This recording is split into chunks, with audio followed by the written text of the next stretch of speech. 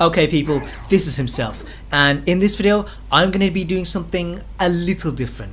What I'm going to do is talk about how I think Armor King should be buffed. I know that there's a thread out there that talks about this, and that's what sparked this video. I also know that people have offered their own ideas, including Armor King TV, but I haven't had a look at this, so if anything is the same, then it's pure coincidence. Now in my opinion, Armor King is not a balanced character. He's weak when it comes to applying pressure, and he doesn't have great mids. But where he does excel is in block punishing, whiff punishing and juggle damage. So based on that, he's someone who relies on fundamentals, and rather than patching his weaknesses, what I think Namco should do is buff the areas around his strengths. That way he becomes a little more rounded without losing his character. One area where they could do this is with his while standing punish. At 11 frames he has while standing 4, but until -15 he has nothing else, and in my opinion Armor King works better defensively, so he should have something. What I would do is change while standing 3. At the moment it's a 16 frame high, but it doesn't serve any real purpose, so what they could do is change it to a 14 frame mid. That makes it useful and it fills the gap in his defense. Another area where he's lacking is his power crush.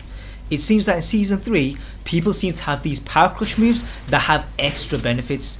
They're safe, or they wall splat, or they wall bounce, that kind of thing. But Armor King seems to be weak, or he gets his D3. So to bring him on par with everyone else, I would do one of two things. I'd either make it safer, so -10 or -11, or I'd give it a guaranteed hit, most likely D4 or F4. That way it's at least worth using. An alternative would be to give him another power crush move, and personally I'd go for blindside. At the moment this is not a great move, it's only dangerous on count hit, and seeing as it's 18 frames, that's hard to land. But if we make it a power crush, it suddenly becomes a bit more useful. What I do is still have it a +1 on block and +5 on hit, but on a successful power crush or a count hit I'd have it at +13. That way a shoulder is guaranteed, or you can go for a throw. What it would also do is make CD3 a bit more useful. In season 3 we got the cancel, and what we could do is hold back, fake out the kick and then power crush with back +1/+2. Now if you're interested in blindside, then I already did a video covering it, so if you want to see it, there's a card in the corner and a link in the description. To go along with his defense, I'd also like to see a buff to his reversal. Now at the moment it takes punches and you get decent OK, but what I'd like them to do is change it so that it goes straight into his multi-throws. The first part would be unbreakable and then the rest would be just normal. Now this might seem a bit wacky, but Marduk has something very similar to this, it's just that his goes straight into his tackle, so why not give Armor King something a little bit similar. Now if you want to learn about the reversal as it is, then I already did a video covering it, so if you want to see it, there's a card in the corner and a link in the description.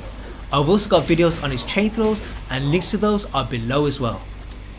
As well as punishing, a key part of fundamentals is sidestepping, but Armor King's sidestep moves are not that good. Netcut to kick is slow, sidestep 4 is -12, and 2-1 is weaker than the way it was before. Back in tag 2 you could just do the 2 and get a guaranteed hit, but now you have to commit to the second, and the thing is, although you get a full juggle, it's -13 on block, which is worse than it was before. Now what I do is put it back to the way it was.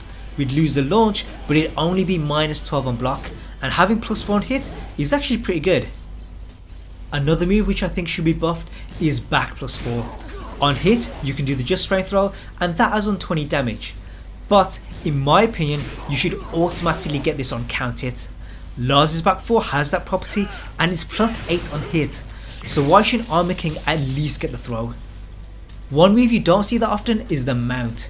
You get this when the opponent is face down and you're to their side. The issue though is that it has no guaranteed follow up. You have to manually input the punches, and that means the opponent has 2 chances to escape, once with the mount throw and once with the first punch. And to me that is unfair, because ground throws are risky, and if you've made the right call to go for one and they don't escape it, you should get the damage for sure. You shouldn't have to go through another mix up. Another move that you don't see that often is wild running 4, and the reason for this is that you can only do it from running. you can't do it by F+4, and that means it's pretty much useless. No one's going to give you that much room to work with. Now what Namco should do is allow you to do it as an instant. Armor King's not going to get that much of an advantage, and he does it for his win pose, so why not make it a more usable move? The last move I want to discuss is his Rage Drive. Compared to other characters, it's way less versatile. Asuka's, for example, gets a plus frames on block, a launch on hit, or extra damage at the end of a combo. Armor King on the other hand doesn't have those options, it's only guaranteed after a wall bump. But the pro is that it's an unblockable, so you can pretty much do it anytime, and as long as you're in range and they don't duck, you've not wasted it. My issue though is the way you have to manually input throws afterwards. With a move that's much less versatile, the follow-ups should be way easy to do. What they should do is have it so that a 1 input gives you Giant Swing, a 2 input gives you Tombstone, and a 1+2 gives you Shining Wizard. You could also have a new throw with 3+4, but that's probably taking it a bit too far. Now I'm sure you guys have your own ideas and opinions on mine, so please add your comments below. Also, if you know where that thread with Michael Murray is, then please let me know, or better still, post this video there. Now looking ahead, I have 2 more Armor King videos in the pipeline, so if you want to see those, make sure you subscribe. In the meantime, check out my punch parry video, and I'll see you guys in the future.